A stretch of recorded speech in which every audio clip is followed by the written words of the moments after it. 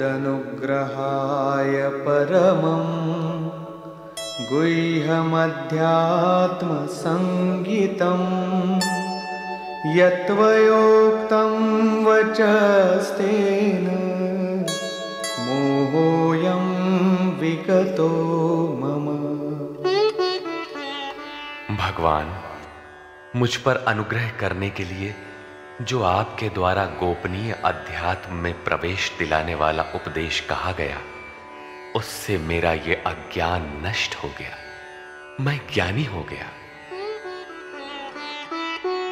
भवाप्ययौ हि भूतानां श्रुतौ विस्तरशो मया त्वत्तः कमलपत्राक्ष माहात्म्यमपि चाव्ययम्।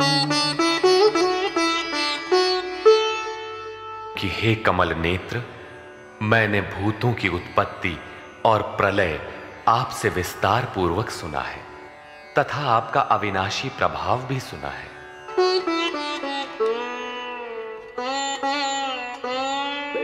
एवमेतद्यथार्थत्वम् आत्मानं परमेश्वर द्रष्टुमिच्छामि ते रूपम् ऐश्वरं पुरुषोत्तम।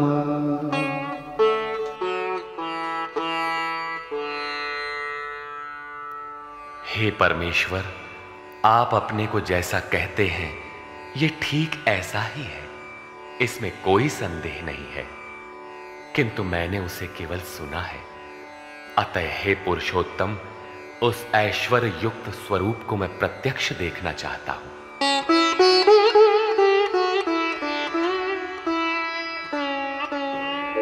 मन्यसे यदि तच्छक्यं मया द्रष्टुमिति प्रभो योगेश्वर ततो मे त्वं दर्शयात्मानमव्ययम्।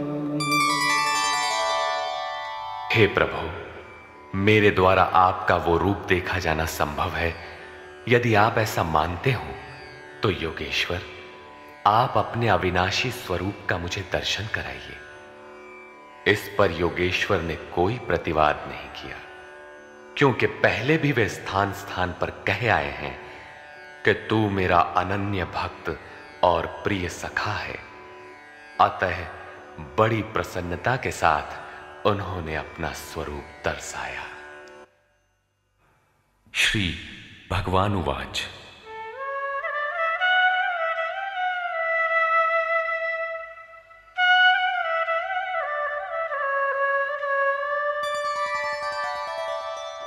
पश्य मे पार्थरूपाणि शतशोऽथ सहस्रशः नानाविधानि दिव्यानि नानावर्णाकृतीनि च। पार्थ, मेरे सैकड़ों तथा हजारों नाना प्रकार के और नाना वर्ण तथा आकृति वाले दिव्य स्वरूप को देख।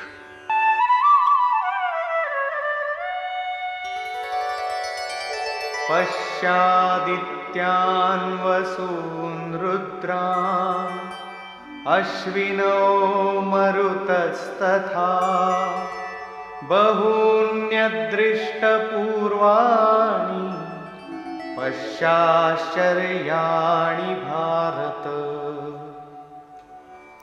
हे भारत, अदिति के 12 पुत्रों, 8 वसुओं, 11 रुद्रों, दोनों अश्विनी कुमारों और 49 मरुदगणों को देख तथा अन्य बहुत से पहले तुम्हारे द्वारा कभी न देखे हुए आश्चर्यमय रूपों को देख।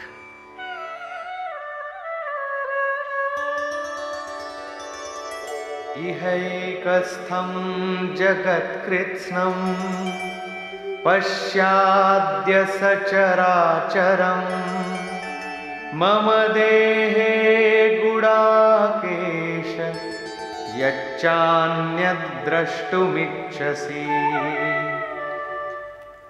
अर्जुन, अब मेरे इस शरीर में एक ही स्थान पर स्थित हुए चराचर सहित संपूर्ण जगत को देख, तथा और भी जो कुछ देखना चाहता है वो देख। इस प्रकार तीनों श्लोकों तक भगवान लगातार दिखाते चले गए, किंतु अर्जुन को कुछ दिखाई नहीं पड़ा। वो आंखें मलता रह गया। अतः ऐसा दिखाते हुए भगवान सहसा रुक जाते हैं और कहते हैं,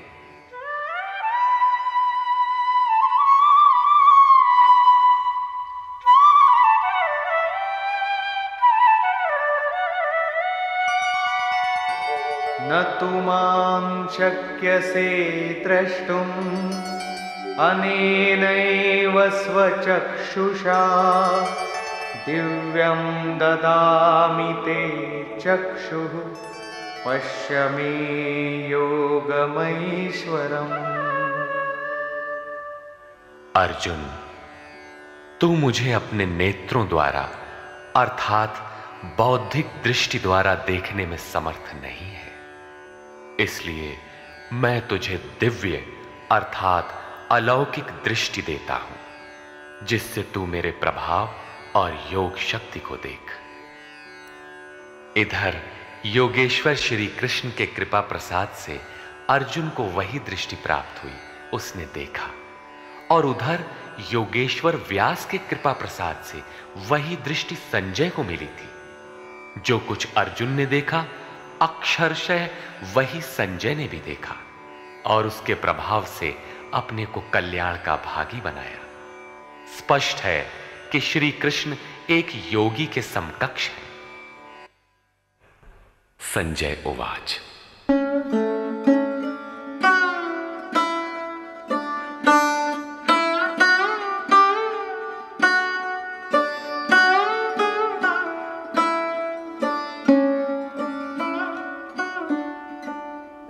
एवमुक्त्वा ततो राजन् महायोगेश्वरो हरिः दर्शयामास पार्थाय परमं रूपमैश्वरम्।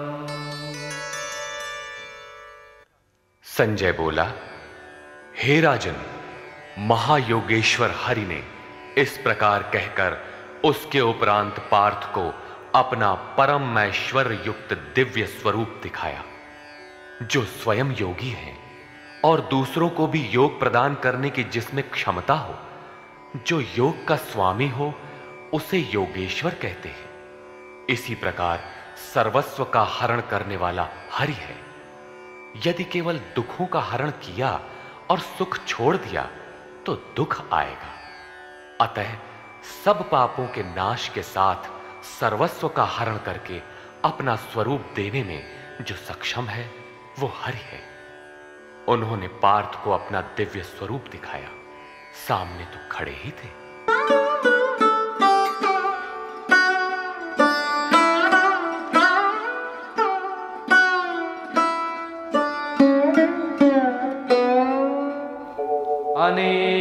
अनेकवक्त्रनयनम् अनेकाद्भुतदर्शनम् अनेकदिव्याभरणम् दिव्यानीकोद्यतायुधम्। अनेक मुख और नेत्रों से युक्त, अनेक अद्भुत दर्शनों वाले, अनेक दिव्य भूषणों से युक्त और अनेक दिव्य शस्त्रों को हाथ से उठाए तथा दिव्यमाल्याम्बरधरम् दिव्यगन्धानुलेपनम् सर्वाश्चर्यमयं देवम् अनन्तं विश्वतोमुखम्। दिव्य माला और वस्त्रों को धारण किए हुए, दिव्य गंध का अनुलेपन किए हुए, सब प्रकार के आश्चर्यों से युक्त, सीमा रहित विराट स्वरूप परमदेव को दृष्टि मिलने पर अर्जुन ने देखा।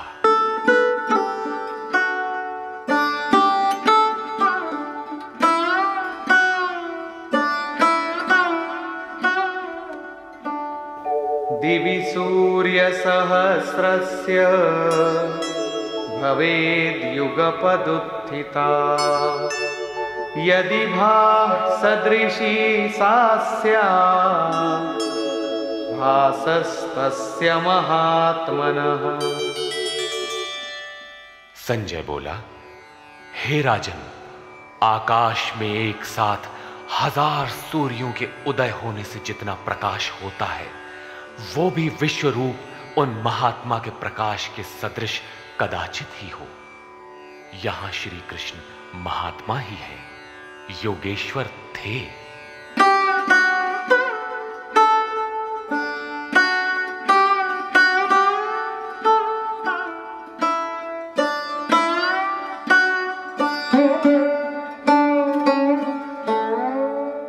तत्रैकस्थं जगत्कृत्स्नं प्रविभक्तमनेकधा अपश्यद्देवदेवस्य शरीरे पांडवस्तदा।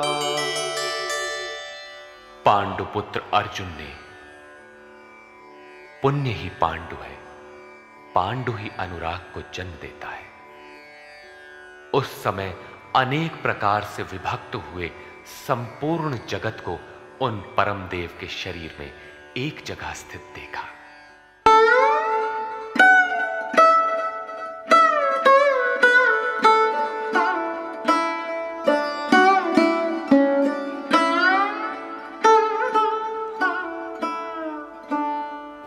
ततः स विस्मयाविष्टो हृष्टरोमा धनञ्जयः प्रणम्य शिरसा देवं कृताञ्जलिरभाषत।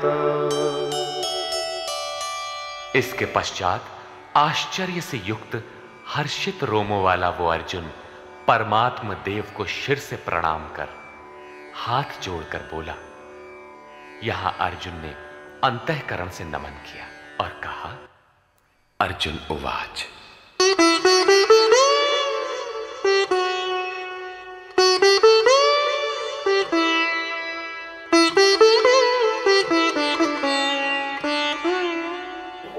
पश्यामि देवांस्तव देवदेहे सर्वांस्तथा भूतविशेषसङ्घान् ब्रह्माणमीशं कमलासनस्थं ऋषींश्च सर्वानुरगांश्च दिव्यान्। हे देव, आपके शरीर में मैं संपूर्ण देवों को तथा अनेक भूतों के समुदायों को, कमल के आसन पर बैठे हुए ब्रह्मा को, महादेव को, संपूर्ण ऋषियों को तथा दिव्य सर्पों को देखता हूं। यह प्रत्यक्ष दर्शन था, कोरी कल्पना नहीं। किंतु ऐसा तभी संभव है जब योगेश्वर पूर्णत्व प्राप्त महापुरुष हृदय से दृष्टि प्रदान करे। ये साधन गम्य है।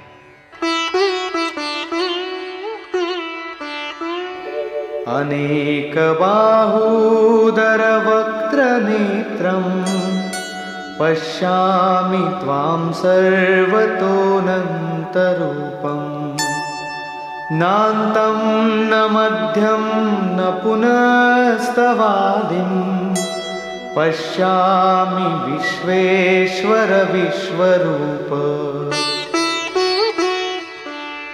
विश्व के स्वामी, मैं आपको अनेक हाथ, पेट, मुख और नेत्रों से संयुक्त तथा सब ओर से अनंत रूपों वाला देखता हूं। हे विश्वरूप, न मैं आपके आदि को, न मध्य को और न अंत को ही देखता हूं, अर्थात आपके आदि, मध्य और अंत का निर्णय नहीं कर पा रहा हूं।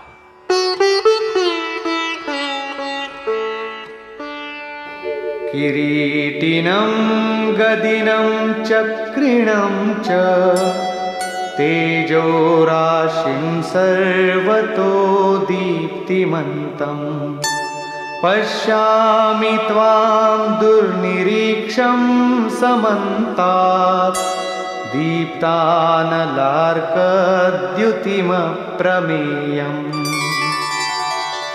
मैं आपको मुकुट युक्त, गदा युक्त, चक्र युक्त, सब ओर से प्रकाशमान तेज पुंज स्वरूप, प्रज्वलित अग्नि और सूर्य के सदृश, देखने में दुष्कर अर्थात कठिनाई से देखा जाने वाला और सब ओर से बुद्धि आदि से ग्रहण न हो सकने वाला अप्रमेय देखता हूं। इस प्रकार संपूर्ण इंद्रियों से पूर्णतया समर्पित होकर योगेश्वर श्री कृष्ण को इस रूप में देखकर अर्जुन उनकी स्तुति करने लगा।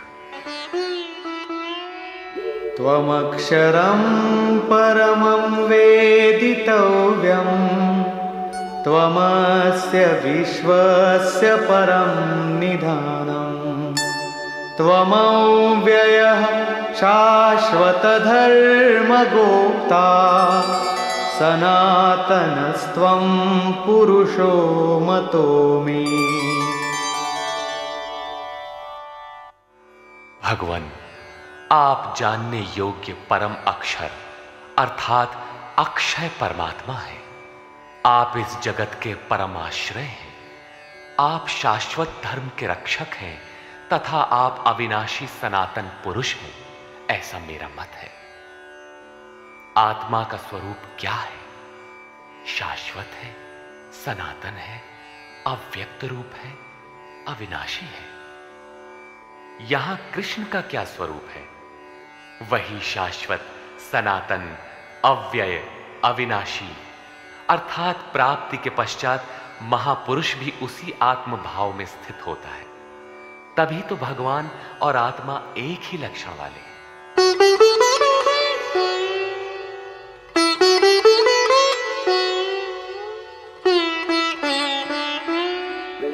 अनादिमध्यान्तमनन्तवीर्यम् अनन्तबाहुं शशिसूर्यनेत्रम् पश्यामि त्वां दीप्तहुताशवक्त्रं स्वतेजसा विश्वमिदं तपन्तम्। हे परमात्मन, मैं आपको आदि, मध्य और अंत से रहित, अनंत सामर्थ्य से युक्त, अनंत हाथों वाला, चंद्रमा और सूर्य रूपी नेत्रों वाला तथा प्रज्वलित अग्नि रूपी मुख वाला तथा अपने तेज से इस जगत को तपाते हुए देखता हूं।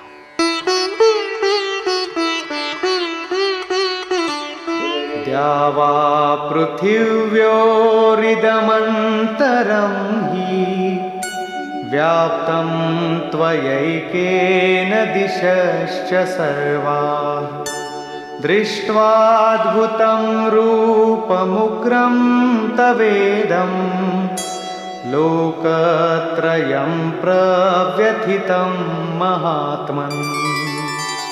हे महात्मन, अंतरिक्ष और पृथ्वी के बीच का संपूर्ण आकाश तथा सब दिशाएं एकमात्र आपसे ही परिपूर्ण है।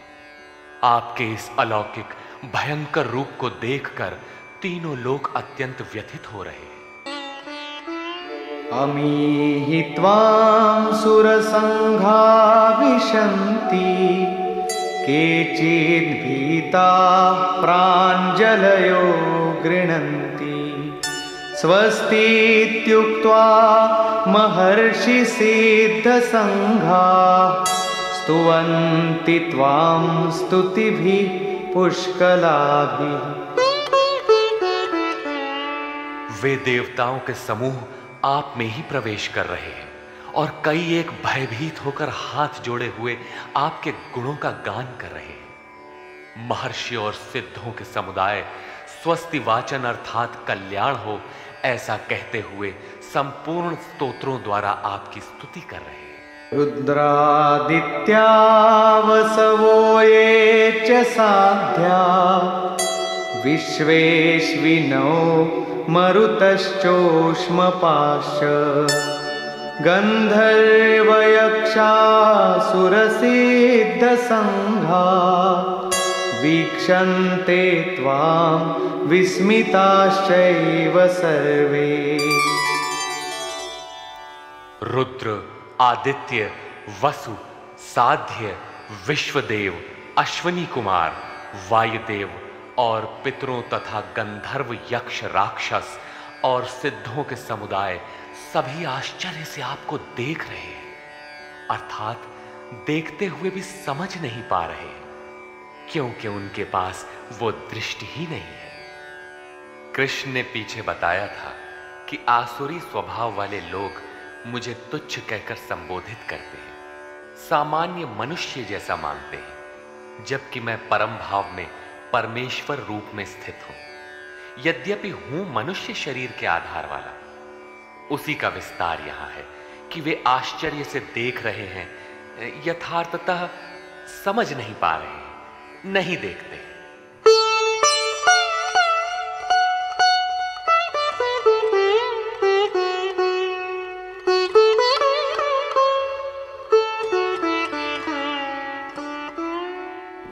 रूपं महत्ते बहुवक्त्र नेत्रम् महाबाहो बहुबाहुरुपादं बहूदरं बहुदंष्ट्राकरालं दृष्ट्वा लोका प्रव्यथितास्तथाहम्। महाबाहो, कृष्ण महाबाहु है और अर्जुन है। प्रकृति से परे महान सत्ता में जिसका कार्य क्षेत्र हो वो महाबाहु है। कृष्ण महानता के क्षेत्र में पूर्ण है, अधिकतम सीमा में है। अर्जुन उसी की प्रवेशिका में है, मार्ग में है। मंजिल मार्ग का दूसरा छोर ही तो है। महाबाहु योगेश्वर, आपके बहुत मुख और नेत्रों वाले, बहुत हाथ, जंघा और पैरों वाले, बहुत उदरों वाले, अनेक विकराल दाढ़ों वाले महान रूप को देखकर सब लोग व्याकुल हो रहे हैं, तथा मैं भी व्याकुल हो रहा हूं। अब अर्जुन को कुछ भय हो रहा है कि श्री कृष्ण इतने महान हैं।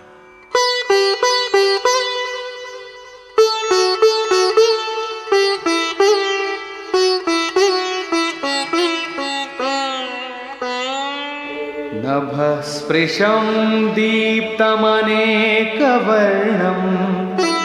व्यात्ताननं दीप्तविशालनेत्रं दृष्ट्वा हि त्वां प्रव्यथितान्तरात्मा धृतिं न विन्दामि शमं च विष्णो। विश्व में सर्वत्र अणुरूप से व्याप्त हे विष्णु, आकाश को स्पर्श किए हुए प्रकाशमान अनेक रूपों से युक्त फैलाए हुए मुख और प्रकाशमान विशाल नेत्रों से युक्त आपको देखकर विशेष रूप से भयभीत अंतःकरण वाला मैं धैर्य और मन के समाधान रूपी शांति को नहीं पा रहा। दंष्ट्राकरालानि च ते मुखानि दृष्ट्वैव कालानलसन्निभानि दिशो न जाने न लभे च शर्म प्रसीद देवेश जगन्निवास। आपके विकराल दाढ़ों वाले और कालाग्नि के समान प्रज्वलित मुखों को देखकर मैं दिशाओं को नहीं जान पा रहा हूं। चारों ओर प्रकाश देखकर दिशा भ्रम हो रहा है। आपका ये रूप देखते हुए मुझे सुख भी नहीं मिल रहा है। देवेश, हे जगन निवास, आप प्रसन्न हो।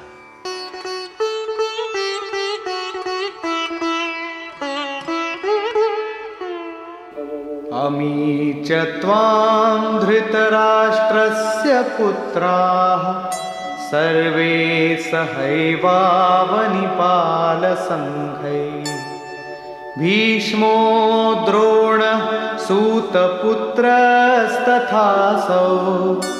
सहास्मदीयैरपि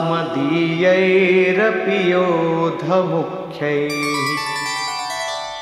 वे सभी धृतराष्ट्र के पुत्र राजाओं के समुदाय सहित आप में प्रवेश कर रहे हैं और भीष्म पितामह, द्रोणाचार्य तथा वो कर्ण जिससे अर्जुन बहुत भयभीत था, वो कर्ण एवं हमारी ओर के भी प्रधान योद्धाओं सहित सब के सब वक्त्राणि ते त्वरमाणा विशन्ति दंष्ट्राकरालानि भयानकानि केचिद्विलग्ना दशनान्तरेषु सन्दृश्यन्ते चूर्णितैरुत्तमाङ्गैः। बड़े वेग से आपके विकराल दाढ़ों वाले भयानक मुखों में प्रवेश कर रहे हैं तथा उनमें से कितने ही चूर्ण हुए सिरों सहित आपके दांतों के बीच में लगे हुए दिखाई पड़ रहे हैं।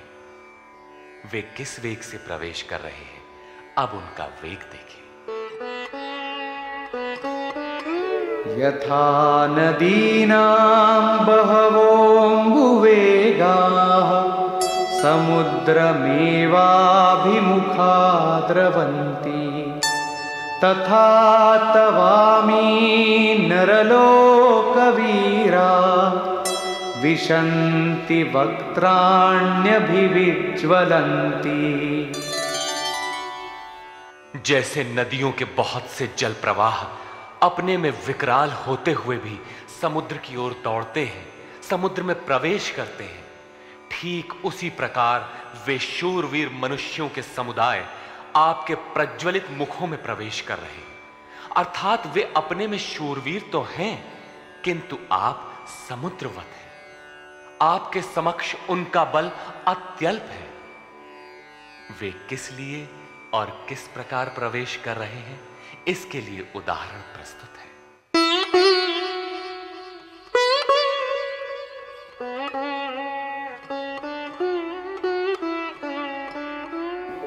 यथा प्रदीप्तं ज्वलनं पतंगा विशन्ति नाशाय समृद्धवेगा तथैव नाशाय विशन्ति लोकाः तवापि वक्त्राणि समृद्धवेगाः। जैसे पतंगे नष्ट होने के लिए ही प्रज्वलित अग्नि में अतिवेग से प्रवेश करते हैं, वैसे ही ये सब प्राणी भी अपने नाश के लिए आपके मुखों में अत्यंत बढ़े हुए वेग से प्रवेश कर रहे हैं। लेलीहसे ग्रसमानः समन्तात् लोकान् समग्रान् वदनैर्ज्वलद्भिः तेजोभिरापूर्य जगत् समग्रम् भासस्तवोग्राः प्रतपन्ति विष्णु। आप उन समस्त लोकों को प्रज्वलित मुखों द्वारा सब ओर से निगलते हुए चाट रहे हैं, उनका आस्वादन कर रहे हैं। हे व्यापनशील परमात्मन, आपकी उग्र प्रभा संपूर्ण जगत को अपने तेज से व्याप्त करके तप रही है।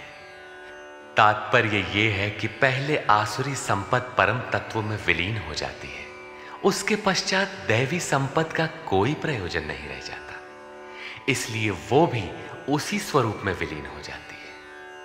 अर्जुन ने देखा कि कौरव पक्ष तदनंतर उसके अपने पक्ष के योद्धा कृष्ण के मुख में विलीन होते जा रहे हैं।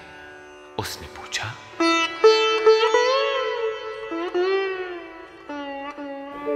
आख्याहि मे को भवानुग्र रूपो नमोस्तु ते देववर प्रसीद विज्ञातुमिच्छामि भवन्तमाद्यं न हि प्रजानामि तव प्रवृत्तिम्।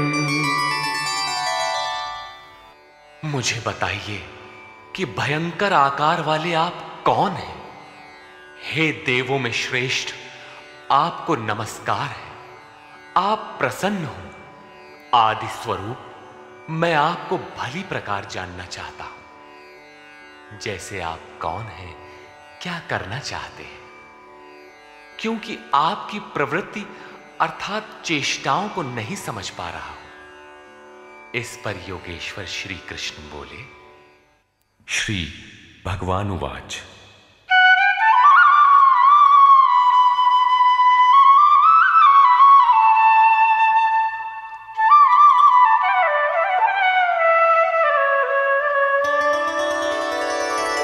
कालोऽस्मि लोकक्षयकृत् प्रवृद्धो लोकान् समाहर्तुमिह प्रवृत्तः। ऋतेऽपि त्वां न भविष्यन्ति सर्वे येव स्थिताः प्रत्यनीकेषु योधाः। अर्जुन, मैं लोकों का नाश करने वाला बढ़ा हुआ काल हूं और इस समय इन लोकों को नष्ट करने के लिए प्रवृत्त हुआ हूं। प्रतिपक्षियों की सेना में स्थित जितने योद्धा हैं, वे सब तेरे बिना भी नहीं रहेंगे। वे जीवित नहीं बचेंगे, इसीलिए प्रवृत्त हुआ हूं।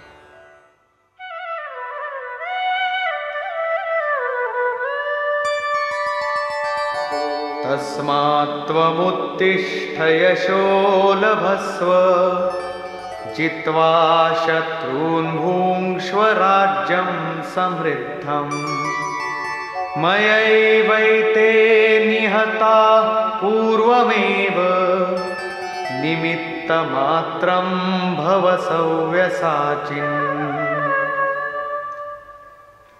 इसलिए अर्जुन, तू युद्ध के लिए खड़ा हो, यश प्राप्त कर, शत्रुओं को जीत, समृद्धि संपन्न राज्य को भोग। ये सब शूरवीर मेरे द्वारा पहले से ही मारे हुए हैं।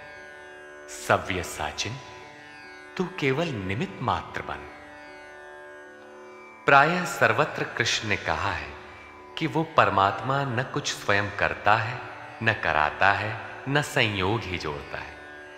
मोहावृत्ति बुद्धि के कारण ही लोग कहते हैं कि परमात्मा कराता है, किंतु यहां वे स्वयं ताल ठोक कर खड़े हो जाते हैं कि अर्जुन, करता धरता तो मैं हूं, मेरे द्वारा ये लोग पहले से ही मारे हुए हैं। तू खड़ा भर हो, यश ले ले। ऐसा इसलिए है कि सो केवल भगतन हित लागी।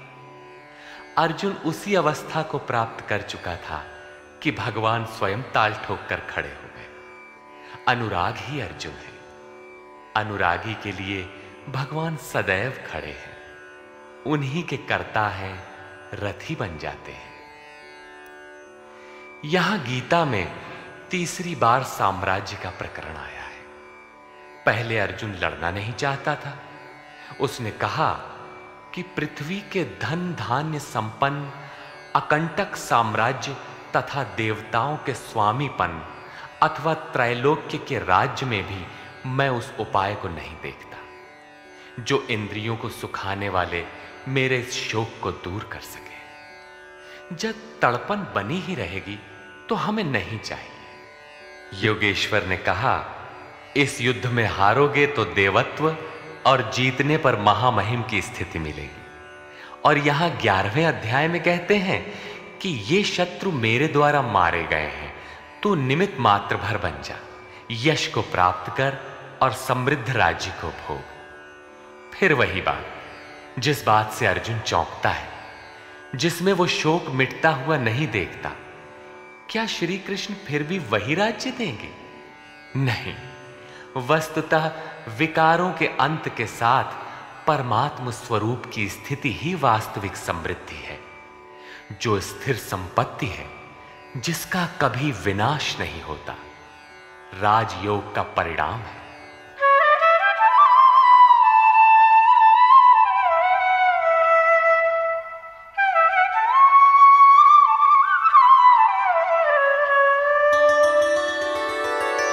द्रोणं च भीष्मं च जयद्रथं च कर्णं तथान्यानपि योधवीरान् मया हतांस्त्वं जहिमा व्यथिष्ठा युध्यस्व जेतासि रणे सपत्नान्।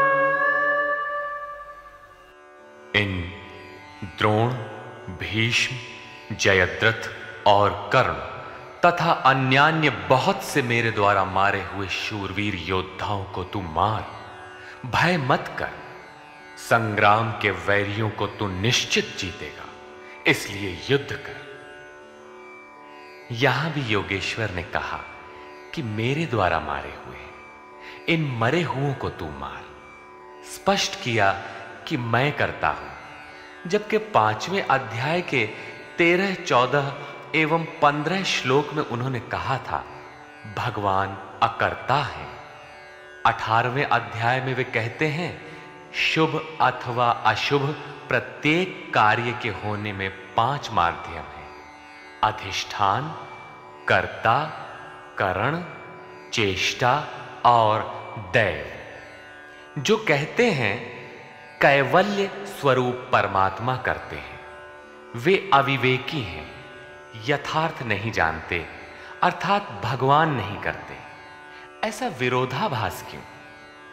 वस्तुतः प्रकृति और उस परमात्म पुरुष के बीच एक सीमा रेखा है।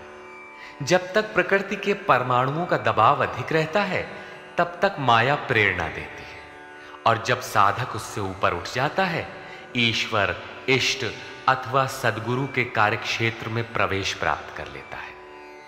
उसके बाद सद्गुरु, इष्ट, याद रहे प्रेरक के स्थान पर सद्गुरु, आत्मा, परमात्मा, इष्ट, भगवान पर्यायवाची है। कुछ भी कहें, कहता भगवान ही है। हृदय से रथी हो जाता है। आत्मा से जागृत होकर उस अनुरागी साधक का स्वयं पथ संचालन करने लग जाता है। पूज्य महाराज जी कहते थे, हो जिस परमात्मा की हमें चाह है, वो जिस सतह पर खड़े हैं, उस सतह पर स्वयं उतर कर जब तक आत्मा से जागृत नहीं हो जाता, तब तक सही मात्रा में साधन का आरंभ नहीं होता।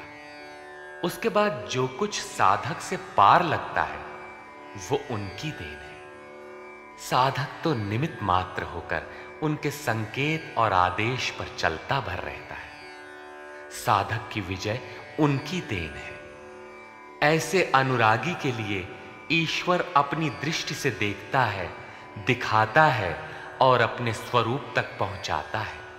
यही श्री कृष्ण कहते हैं, मेरे द्वारा मारे हुए इन बैरियों को मार, निश्चय ही तुम्हारी विजय होगी, मैं जो खड़ा हूं।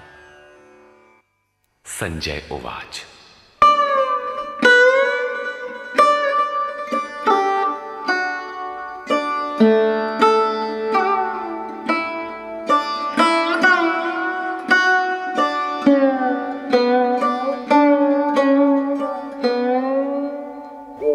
एतच्छ्रुत्वा वचनं केशवस्य कृताञ्जलिर्वेपमानः किरीटी नमस्कृत्वा भूय एवाह कृष्णं सगद्गदं भीतभीतः प्रणम्य। संजय बोला, जो कुछ अर्जुन ने देखा, ठीक वैसा ही संजय ने देखा है। अज्ञान से आच्छादित मन ही अंधा धृतराष्ट्र है, लेकिन ऐसा मन भी संयम के माध्यम से भली प्रकार देखता, सुनता और समझता है। केशव के इन उपर्युक्त वचनों को सुनकर किरीटधारी अर्जुन भयभीत होकर कांपता हुआ हाथ जोड़कर नमस्कार करके फिर श्री कृष्ण से इस प्रकार गदगद वाणी में ही बोला, अर्जुन उवाच। स्थाने ऋषिकेश तव प्रकीर्त्या जगत्प्रहृष्यत्यनुरज्यते च रक्षांसि भीतानि दिशो द्रवन्ति सर्वे नमस्यन्ति च सिद्धसंघाः। हे अंतर्यामिन ऋषिकेश, ये उचित ही है कि आपकी कीर्ति से संसार हर्षित होता है और अनुराग को प्राप्त होता है। आपकी ही महिमा से भयभीत हुए राक्षस दिशाओं में भागते हैं और सब सिद्ध गणों के समुदाय आपकी महिमा को देखकर नमस्कार करते हैं।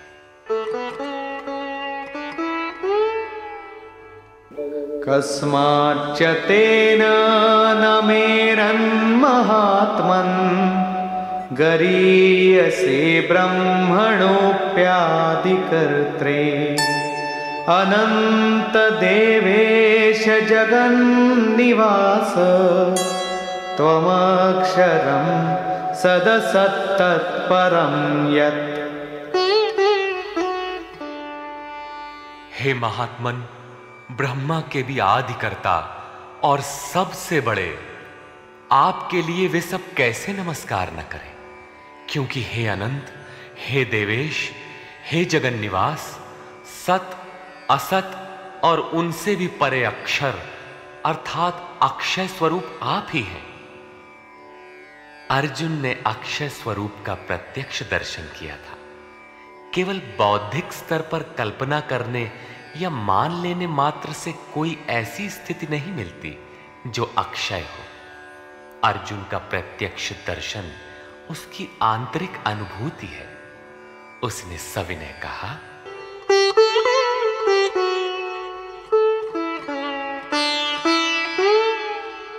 त्वमादिदेवः पुरुषः पुराण त्वमस्य विश्वस्य परं निधानम् वेत्तासि वेद्यं च परं च धाम त्वया ततं विश्वमनन्तरूप।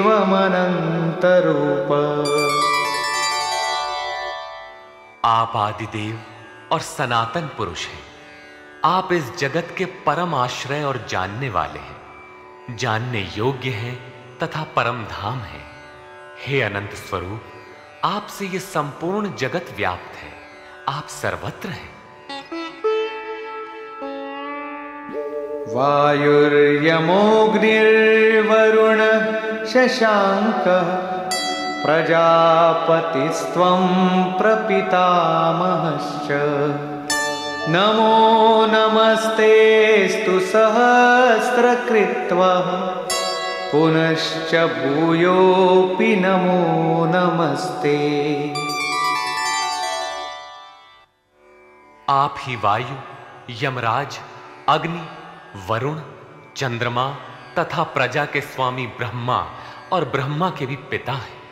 आपको हजारों बार नमस्कार है, फिर भी बार बार नमस्कार है। अतिशय श्रद्धा और भक्ति के कारण नमन करते हुए अर्जुन को तृप्ति नहीं हो रही है। वो कहता है,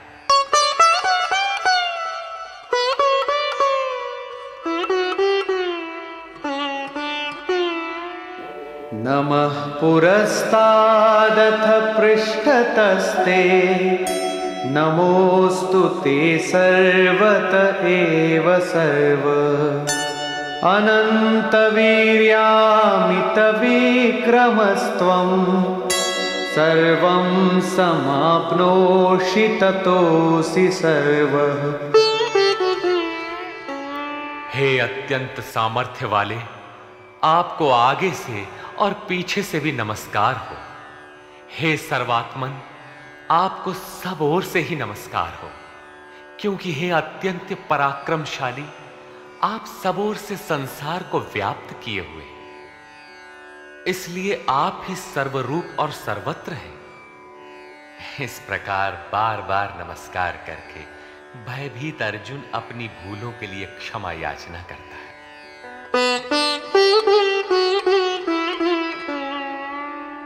सखेति मत्वा प्रसभं यदुक्तं हे कृष्ण हे यादव हे सखेति अजानता महिमानं तवेदं मया प्रमादात् प्रणयेन वापि। आपके इस प्रभाव को न जानते हुए आपको सखा मित्र मानकर मेरे द्वारा प्रेम अथवा प्रमाद से भी हे कृष्ण हे यादव हे सखा इस प्रकार जो कुछ भी हठपूर्वक कहा गया है तथा यच्चावहासार्थमसत्कृतोऽसि विहारशय्यासनभोजनेषु एकोऽथवाप्यच्युत तत्समक्षं तत्क्षामये त्वामहमप्रमेयम्। हे अच्युत, जो आप हंसी के लिए विहार, शैया, आसन और भोजनादिकों में अकेले अथवा उन लोगों के सामने भी अपमानित किए गए हैं, वो सब अपराध अचिंत्य प्रभाव वाले आपसे मैं क्षमा कराता। किस प्रकार क्षमा करें? पितासि लोकस्य चराचरस्य त्वमस्य पूज्यश्च गुरुर्गरीयान् न त्वत्समोऽस्त्यभ्यधिकः कुतोऽन्यो लोकत्रयेऽप्य प्रतिमप्रभाव। आप इस चराचर जगत के पिता, गुरु से भी बड़े गुरु और अति पूजनीय हैं, जिसकी कोई प्रतिमा नहीं, ऐसे अप्रतिम प्रभाव वाले। आपके समान तीनों लोकों में दूसरा कोई नहीं है, फिर अधिक कैसे होगा? आप सखा भी नहीं, सखा तो समकक्ष होता है।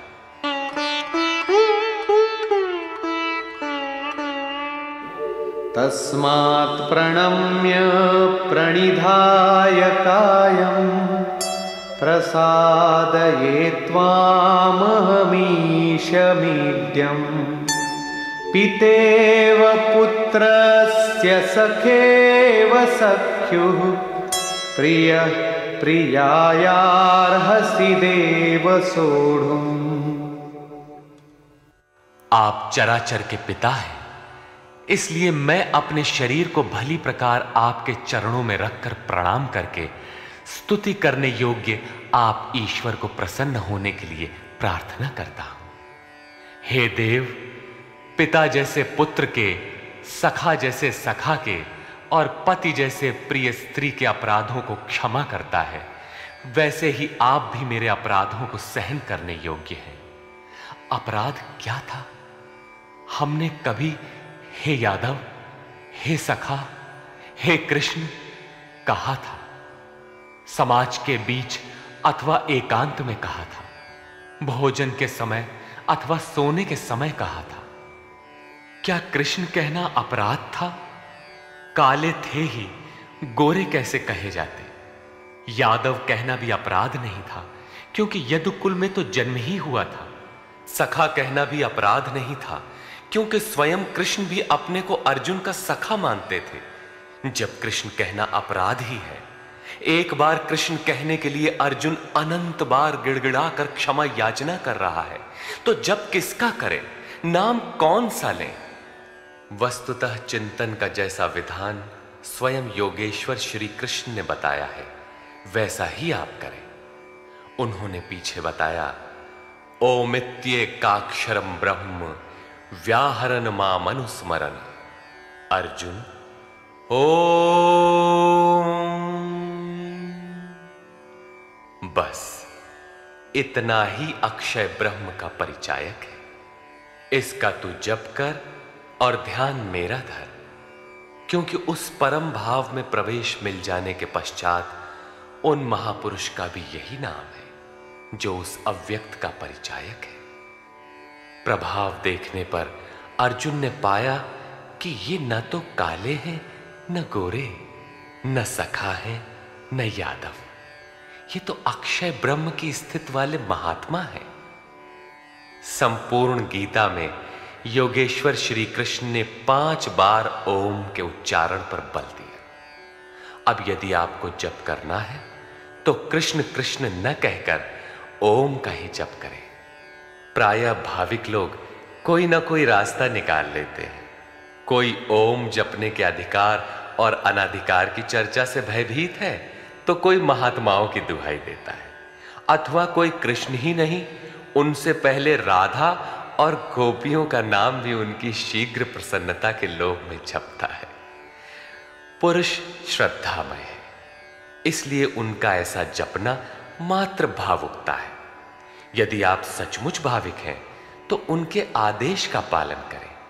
वे अव्यक्त में स्थित होते हुए भी आज आपके सामने नहीं हैं, लेकिन उनकी वाणी आपके समक्ष है।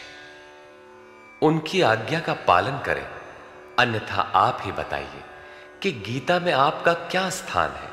हां, इतना अवश्य है कि अध्येष्यते च य इमं श्रद्धावानन् सूयश्च शृणुयादपि यो नरः। जो अध्ययन करता है, सुनता है, वो ज्ञान तथा यज्ञ को जान लेता है, शुभ लोकों को पा जाता है। अतः अध्ययन अवश्य करें। प्राण अपान के चिंतन में कृष्ण नाम का क्रम पकड़ में नहीं आता। बहुत से लोग कोरी भावुकतावश केवल राधे राधे कहने लगे। आजकल अधिकारियों से काम न होने पर उनके सगे संबंधियों से, प्रेमी या पत्नी से सोर्स लगाकर काम चला लेने की परंपरा है। लोग सोचते हैं कदाचित भगवान के घर में भी ऐसा चलता होगा, अतः उन्होंने कृष्ण कहना बंद करके राधे राधे कहना आरंभ कर दिया। वे कहते हैं राधे राधे श्याम मिला दे। जो राधा एक बार बिछुड़ी तो स्वयं श्याम से नहीं मिल पाई, वो आपको कैसे मिला दे। अतः अन्य किसी का कहना न मानकर श्री कृष्ण के आदेश को आप अक्षरशः माने, ओम का जप करें। हां, यहां तक उचित है कि राधा हमारा आदर्श है, उतनी ही लगन से हमें भी लगना चाहिए। यदि पाना है तो राधा की तरह विरही बनना है। आगे भी अर्जुन ने कृष्ण कहा। कृष्ण उनका प्रचलित नाम था। ऐसे कई नाम थे जैसे गोपाल, किंतु बहुत से साधक गुरु गुरु या गुरु का प्रचलित नाम भावुकतावश जपना चाहते हैं, किंतु प्राप्ति के पश्चात प्रत्येक महापुरुष का वही नाम है जिस अव्यक्त में वो स्थित है। बहुत से शिष्य प्रश्न करते हैं, गुरुदेव, जब ध्यान आपका करते हैं तो पुराना नाम ओम इत्यादि क्यों जपें? गुरु गुरु अथवा कृष्ण कृष्ण क्यों न कहें? किंतु यहां योगेश्वर ने स्पष्ट किया कि अव्यक्त स्वरूप में विलय के साथ महापुरुष का भी वही नाम है जिसमें वो स्थित है। कृष्ण संबोधन था, जपने का नाम नहीं। योगेश्वर श्री कृष्ण से अर्जुन ने अपने अपराधों के लिए क्षमा याचना की, उन्हें स्वाभाविक रूप में आने की प्रार्थना की। कृष्ण मान गए, सहज हो गए, अर्थात उसे क्षमा भी कर दिया। उसने निवेदन किया,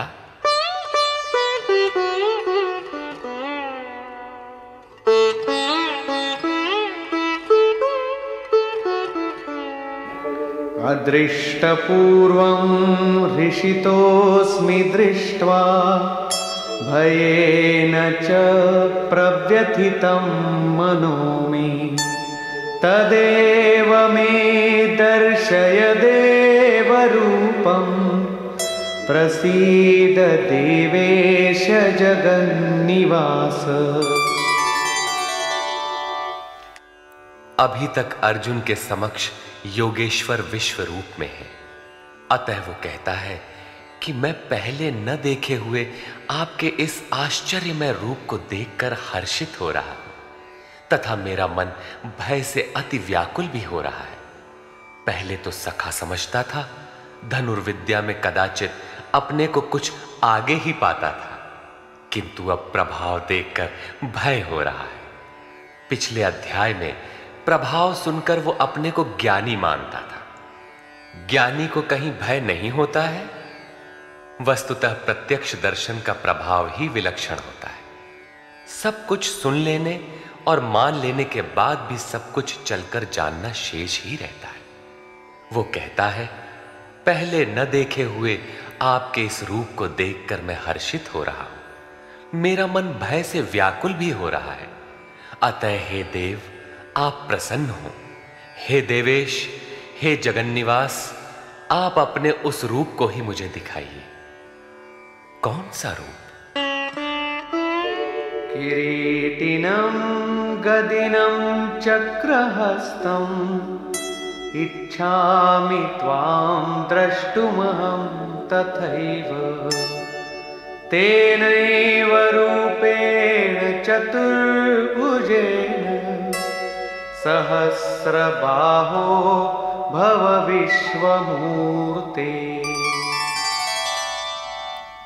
मैं आपको वैसे ही अर्थात पहले की ही तरह सिर पर मुकुट धारण किए हुए, हाथ में गदा और चक्र लिए हुए देखना चाहता हूं। इसलिए हे विश्वरूप, हे सहस्त्र बाहु, आप अपने उसी चतुर्भुज स्वरूप में होइए। कौन सा रूप देखना चाहा? चतुर्भुज रूप? अब देखना है कि चतुर्भुज रूप है क्या। श्री भगवान उवाच।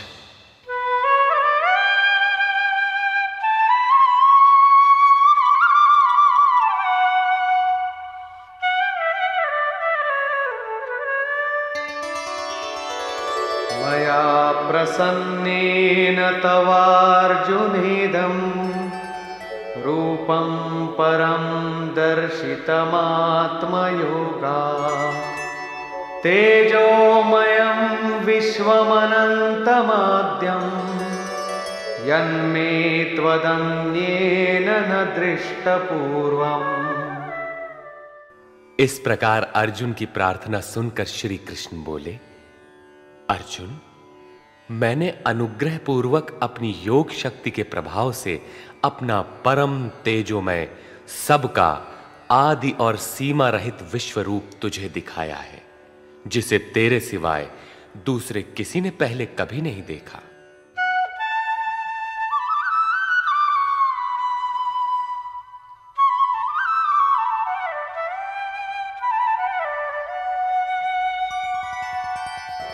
न वेदयज्ञाध्ययनैर्न दानैः न च क्रियाभिर्न तपोभिरुग्रैः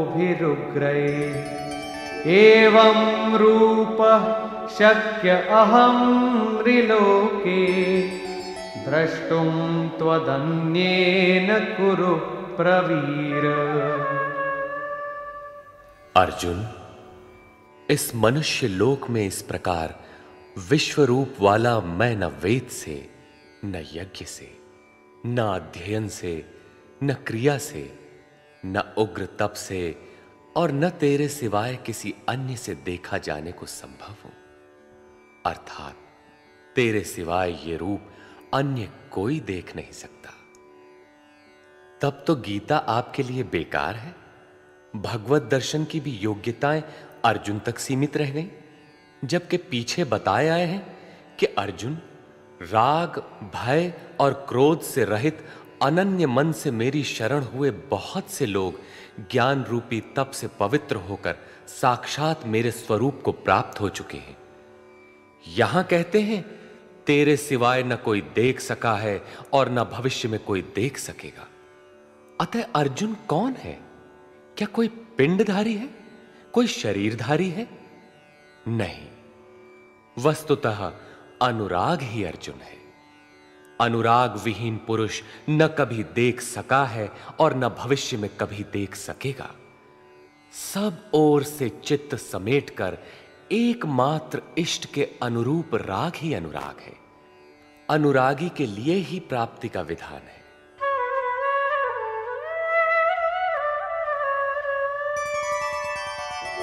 मा ते व्यथा मा च विमूढभावो दृष्ट्वा रूपं घोरमीद्रिं ममेदम् व्यपेतभिः प्रीतमनाः पुनस्त्वं तदेव मे रूपमिदं प्रपश्य।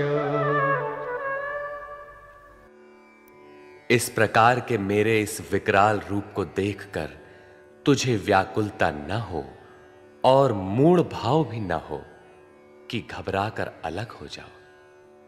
अब तू भय रहित और प्रीति युक्त मन से उसी मेरे इस रूप को अर्थात चतुर्भुज रूप को फिर देख। संजय उवाच।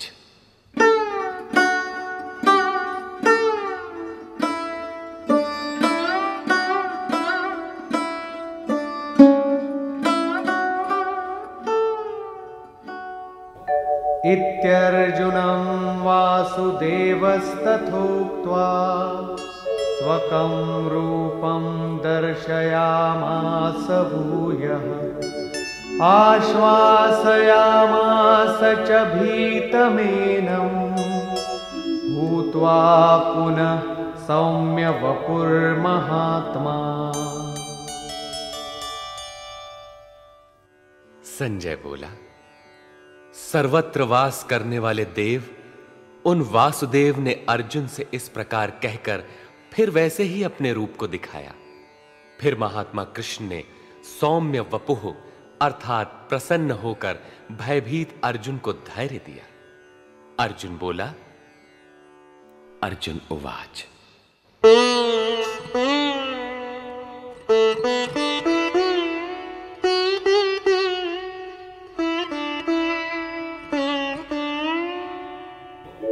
दृष्ट्वेदं मानुषं रूपं तव सौम्यं जनार्दन इदानीमस्मि संवृत्तः सचेताः प्रकृतिं गतः।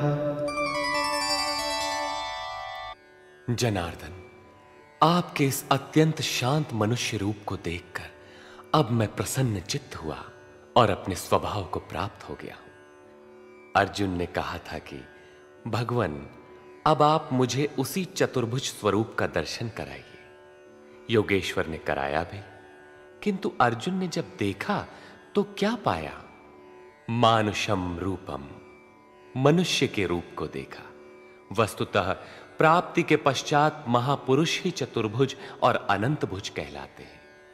दो भुजा वाला महापुरुष तो अनुरागी के समक्ष बैठा ही है, किंतु अन्यत्र कहीं से कोई स्मरण करता है तो वही महापुरुष उस स्मरणकर्ता से जागृत होकर उसका भी मार्गदर्शन करता है। भुजा कार्य का प्रतीक है। वे भीतर भी कार्य करते हैं, बाहर भी। यही चतुर्भुज स्वरूप है। उनके हाथों में शंख, चक्र, गदा और पद्म क्रमशः वास्तविक लक्ष्य घोष, साधन चक्र का प्रवर्तन, इंद्रियों का दमन और निर्मल निर्लेप कार्य क्षमता का प्रतीक मात्र है।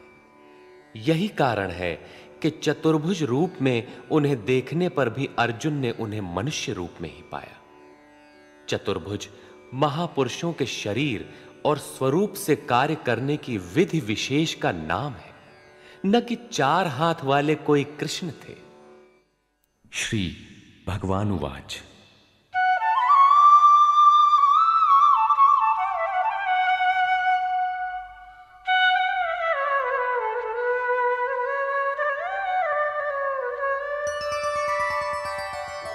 सुदुर्दर्शमिदं रूपं दृष्टवानसि यन्मम देवाप्यस्य रूपस्य नित्यं दर्शनकांक्षिणः।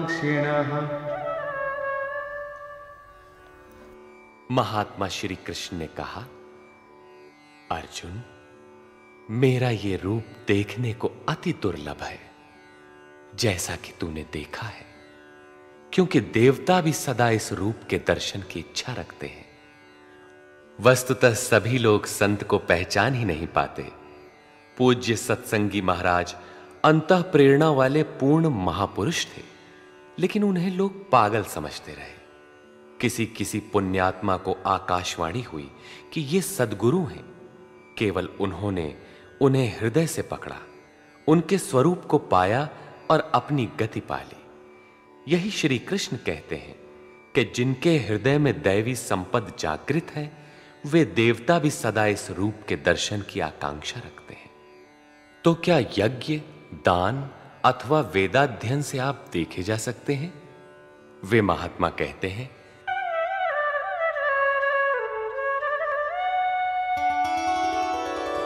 नाहं वेदैर्न तपसा न दानेन न चेज्जया शक्य एवं विधो द्रष्टुं दृष्टवानसि मां यथा। न वेदों से, न तप से, न दान से और न यज्ञ से मैं इस प्रकार देखा जाने को सुलभ हूं जिस प्रकार तूने देखा है। तब क्या आपको देख पाने का कोई उपाय नहीं है? वे महात्मा कहते हैं, एक उपाय है।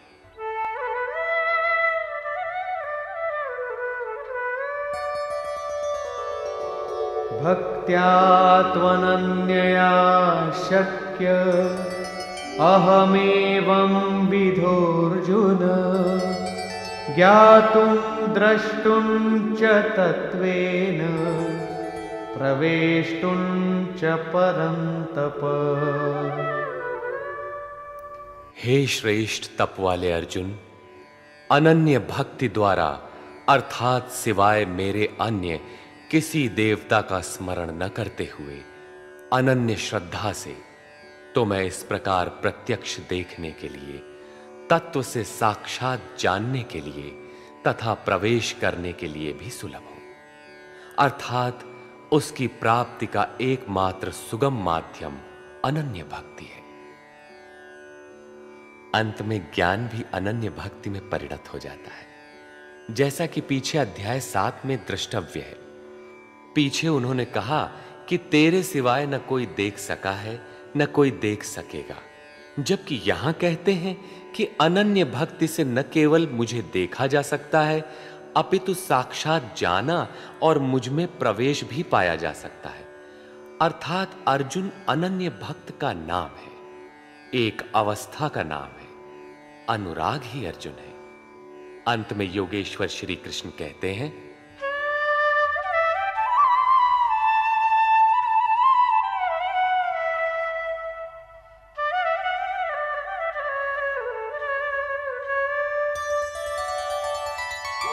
मत्कर्म कृन्मत्परमो मद्भक्तः संगवर्जितः निर्वैरः सर्वभूतेषु यः स मामेति पांडव।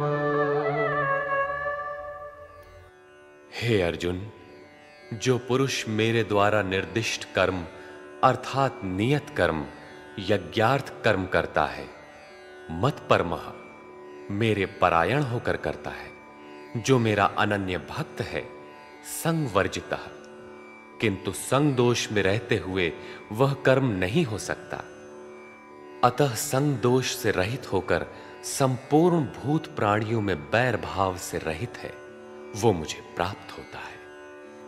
तो क्या अर्जुन ने युद्ध किया? प्रण करके क्या उसने जयद्रथादि को मारा? निर्वैरः सर्वभूतेषु, यदि उन्हें मारता है तो भगवान को न देख पाता, जबकि अर्जुन ने देखा है। इससे सिद्ध है कि गीता में एक भी श्लोक ऐसा नहीं है जो बाह्य मारकाट का समर्थन करता हो। जो निर्दिष्ट कर्म यज्ञ की प्रक्रिया का आचरण करेगा, जो अनन्य भाव से उनके सिवाय किसी का स्मरण तक नहीं करेगा, जो संग दोष से अलग रहेगा, तो युद्ध कैसा? जब आपके साथ कोई है ही नहीं तो आप युद्ध किससे करेंगे? संपूर्ण भूत प्राणियों में जो बैर भाव से रहित है, मन से भी किसी को सताने की कल्पना न करे, वही मुझे प्राप्त होता है। तो क्या अर्जुन ने लड़ाई ली? कभी नहीं। वस्तुतः संग दोष से अलग रहकर जब आप अनन्य चिंतन में लगते हैं, निर्धारित यज्ञ की क्रिया में प्रवृत्त होते हैं, उस समय परिपंथी राग द्वेष, काम क्रोध इत्यादि दुर्जय शत्रु बाधा के रूप में प्रत्यक्ष ही है। उनका पार पाना ही युद्ध है। निष्कर्ष